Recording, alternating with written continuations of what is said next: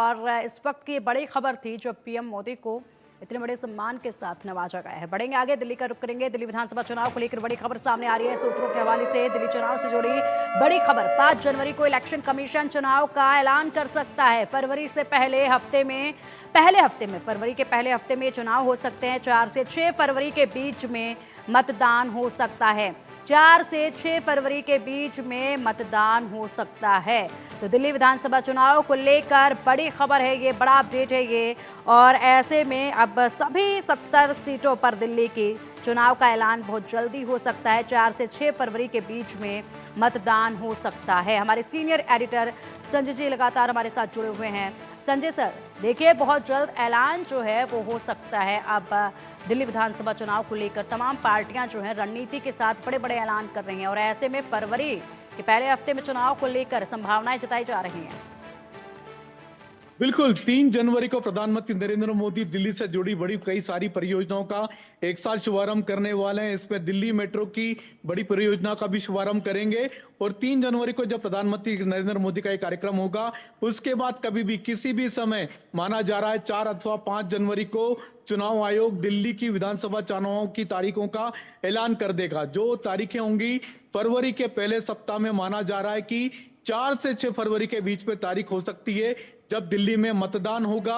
एक ही तारीख में मतदान होगा। दिल्ली की सभी 70 सीटों पर एक ही तारीख में वन फेज में वोटिंग होगी और ये माना जा रहा है कि जनवरी के पहले सप्ताह में लगभग 4 अथवा 5 जनवरी को चुनाव आयोग ये ऐलान कर सकता है दिल्ली की विधानसभा चुनाव की तारीखों का ऐलान। और फरवरी के पहले सप्ताह में 4 से 6 फरवरी के बीच में विधानसभा चुनाव दिल्ली में हो सकते हैं, सभी 70 सीटों पर एक साथ एक ही फेज में। बिल्कुल, एक साथ एक ही फेज पर चुनाव जो है वो हो सकते हैं। बड़ी जल्द ऐलान इसका भी हो जाएगा। ऐसे में तमाम पार्टियां जो हैं पूरी तरीके से दिल्ली की जनता को रिझाने में लगे हुए हैं। आम आदमी पार्टी की तरफ से जिस तरीके से ऐलान किए जा रहे हैं, हर रोज एक नया ऐलान जो है यहाँ पर अरविंद केजरीवाल की तरफ से देखा जा रहा है। चाहे वो अगर बात की जाए तो अभी हाल ही में अंबेडकर के लेकर जिस तरीके से उन्होंने बच्चों के लिए, विद्यार्थियों के लिए स्कीम निकाली है, उसको लेकर अगर बात करें, या उसके बाद आज के जो ऐलान उन्होंने किए हैं उसको लेकर बात करें, पूरी तरीके से दिल्ली की जनता को रिझाने की कोशिशें जो हैं वो पहले से ही अब देखी जा रही हैं काफी तेजी के साथ। चुनाव के ऐलान के बाद और तेजी के साथ ये ऐलान बढ़ जाएंगे। बिल्कुल, हमने देखा आज ही अरविंद केजरीवाल ने फिर से घोषणा की है। दिल्ली की महिलाओं को 2100 रुपये महीना देने की बात की है। कल से रजिस्ट्रेशन शुरू करने की बात की। इसके अलावा हमने एक दिन पहले और देखा था उन्होंने किस तरीके से संजीवनी योजना का शुभारंभ किया वृद्धों के लिए। वह एक तरह से आप कह सकते हैं उनके स्वास्थ्य बीमा को ध्यान में रख करके उन्होंने घोषणा करी है कि 70 साल के ऊपर जितने भी बुजुर्ग हैं वो सब किसी भी दिल्ली के किसी भी प्राइवेट अथवा सरकारी अस्पताल में मुफ्त इलाज उनको मिलेगा। तो इस तरह की लगातार घोषणाएं जो अरविंद केजरीवाल कर रहे हैं वो इसी लिहाज से कर रहे हैं क्योंकि 4 या 5 जनवरी के आसपास कभी भी चुनाव की तारीखों का ऐलान हो सकता है। आचार संहिता लग जाएगी, उसके बाद फिर इस तरह के किसी भी तरह के ऐलान की कोई गुंजाइश नहीं होगी। लेकिन यहाँ पर एक सवाल और खड़ा हो रहा है कि दिल्ली के मुख्यमंत्री आतिशी हैं और आतिशी की जगह अरविंद केजरीवाल इन सब चुनावों की घोषणा कर रहे हैं।